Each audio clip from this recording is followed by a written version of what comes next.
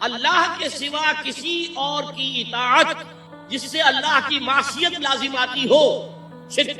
لا طاعت لمخلوق فی معصیت الخالق، مخلوق میں سے کسی کی اطاعت نہیں ہوگی کہ اس معاملے میں جس میں خالق کی معصیت لازم ہے۔ ہاں، خالق کے احکام کے اندر والدین کا حکم بھی مانو، اطاعت کرو، اساتذہ کا حکم مانو، کسی اور کو اپنا لیڈر مانا اس کا حکم مانو، لیکن ناٹ بیونڈ وہ جو سرکل ہے کتاب و سنت کا، اس سے باہر نہیں۔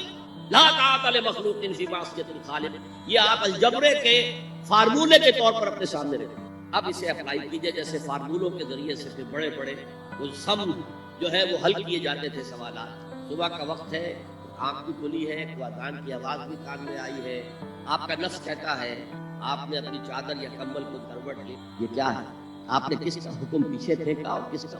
اللہ کے حکم کو پیچھے پھینک دیا، نفس کے حکم کو آگے۔ یہ شرک، اس شرک کو جاننے والے بہت۔ مولانا روم نے خوب کہا تھا، نفس ماں ہم کم طرف فرعون نیست، لیکن ایراون میرا نفس بھی فرعون سے کم نہیں ہے۔ فرعون نے کہا تھا نا، الیس لی ملک مصر وہذہ الانہار تجری من تحتی، کیا اس ملک مصر کی حکومت میری نہیں ہے؟ اور سارا جو یہ آبپاشی کا نظام ہے، انہار کا نظام ہے، وہ میرے کنٹرول میں نہیں ہے؟ جس کا چاہوں موگا کھلا رکھوں، جس کا چاہوں بند کروں۔ یہ تھا خدائی کا نام، انا ربکم الاعلی۔ تو مولانا روم کہتے ہیں میرا نفس بھی اس سے کمتر نہیں ہے۔ وہ کہتا ہے یہ جسم میرا ہے، اس پر میرا حکم چلے گا، میں نہیں جانتا کون اللہ کون رسول، کیا حرام کیا حلال۔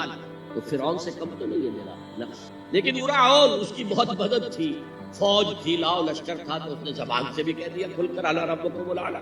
میں مسکین ہوں، غریب ہوں، میرے پاس کوئی طاقت نہیں ہے، میں زبان سے تو کچھ نہیں کہہ سکتا، اندر سے میرا نفس یہی کہتا ہے۔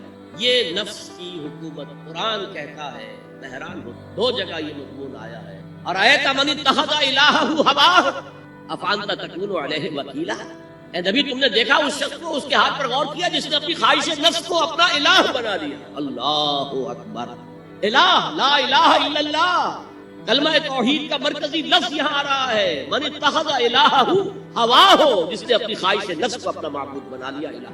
افانت تکون علیہ وکیلا، کیا آپ ایسے شخص کی کوئی ذمہ داری لے سکتے ہیں؟ سود حرام ہوا کرے جی، حرام حرام، ہمارا دھندا جو ہے وہ آگے بڑھ نہیں سکتا، تو اللہ کے حکم کو پیچھے ڈالا، نفس کے تقاضے کو آگے رکھا۔ کون معبود؟ نام عبداللہ رکھیے، نام عبد الرحمن رکھیے، ہے عبد النفس، نفس کے بندے، نفس کے غلام۔ یہ میں نے یوں سمجھیے کہ جیسے میں نے ہجرت اور جہاد کی ڈیفینیشنز کی تھی۔ ہجرت کا بیس کیا ہے؟ پوچھا گیا ایو الہجرت افضل یا رسول اللہ، اے اللہ کے رسول بتائیے سب سے اعلیٰ ہجرت کون سی ہے، افضل؟ فرمایا التاجر ما کرے رب، ہر اس چیز کو چھوڑ دو جو تمہارے رب کو پسند نہیں۔